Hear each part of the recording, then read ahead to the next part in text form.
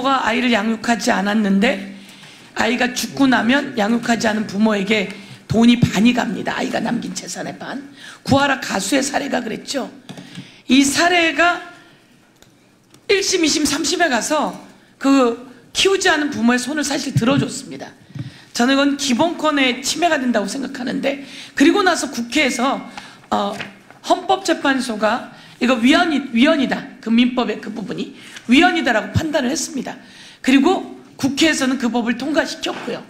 그런데 어떻든 대법에서는 그 3심까지 가서 그 키우지 않은 부모의 손을 들어줬습니다.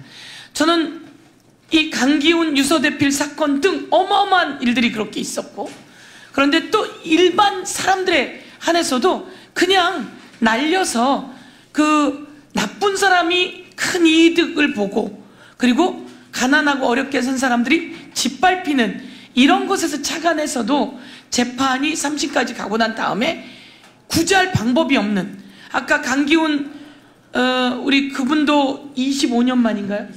24년 만에, 김신혜 씨는 25년 만에, 청산가리 부녀는 10년 만에 등등, 이런 걸 보면서 그 당시에 검사와 경찰의 문제가 있었고 또 법원도 그것으로 한계가 있을 수 있다.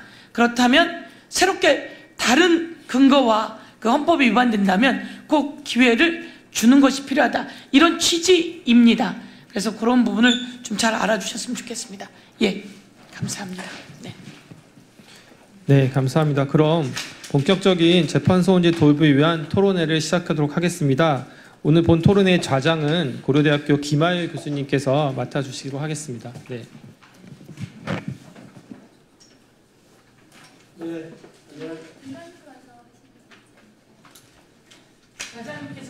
네, 그럼 잠시 자리 이동을 하고 시작하도록 하겠습니다. 그러면 어떻게 발언자들이 이쪽으로 좌우로 앉으시게할까요? 예, 예. 여기를 쓰시나요? 아니, 안 쓰죠. 네. 예, 그러면 저희가 주변으로 빠지겠습니다. 이쪽으로 명패 들고 오시면 되겠습니다. 예. 이쪽으로 시작했습니다.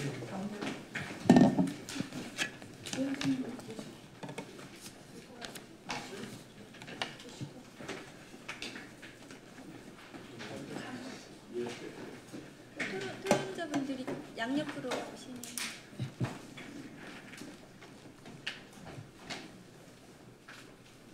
자리 배치해 주십시오. 그게 중요한 게 아니고.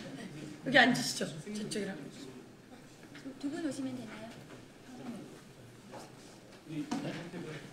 변호사님 이쪽으로 오셔도 됩니다. 예.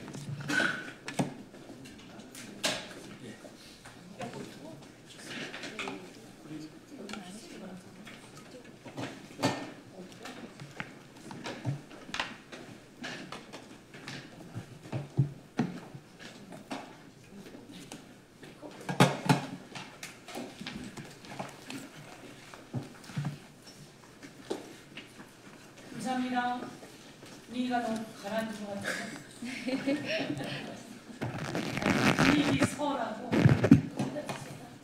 있습니다. 있으신가요? 네. 노희봉 변호사님, 아니 괜찮습니다. 네, 여기 또 계시는군요. 네. 저안 무서워요. 제 볼. 여기 편합니다. 제가 이쪽으로 가겠습니다. 예, 그냥 가시죠. 예. 아니 관대하신 분입니다, 우리 위원장님. 제가 좀 더 셉니다. 부드러우십니다. 네. 시작하도록 하겠습니다. 소개받은 고려대학교 법학전문대학원의 김하열입니다.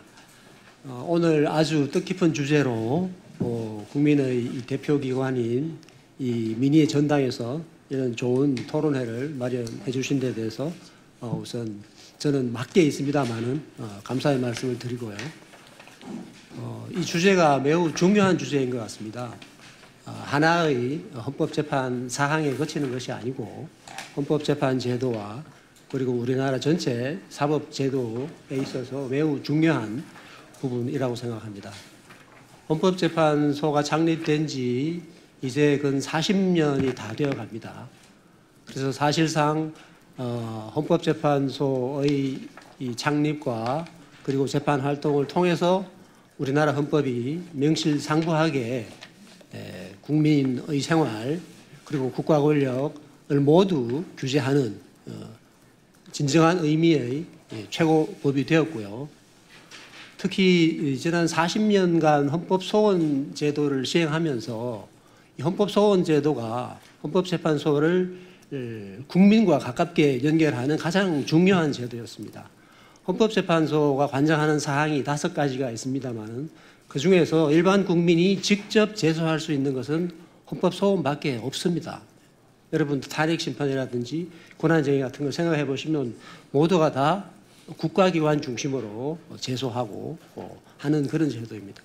그만큼 이 헌법소원 제도라고 하는 것이 제도의 목적과 본질이 국민을 위한 것이고 국민의 기본권을 구제하려고 하는 것이고 그리고 많은 국민들이 이 헌법소원 제도를 통해서 기본권 구제를 받았고 그를 통해서 헌법재판 제도에 대해서도 매우 공감대와 어떤 친근감을 가지게 된 그런 제도입니다.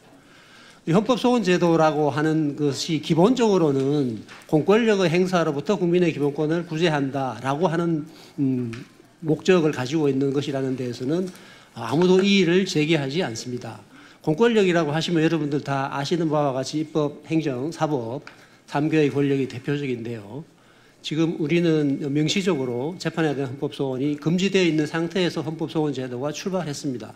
이제 40년이 되어서 이 제도를 계속 현 상태대로 유지하는 것이 좋은가 아니면 뭔가 좀 더 우리가 국민의 기본권 보장의 수준을 높이기 위해서 한 단계 더 높은 방향으로 변화를 꾀해 볼 것인가 하는 부분을 진지하게 고민하고 해법을 모색해야 되는 아주 좋은 시기라고 생각합니다.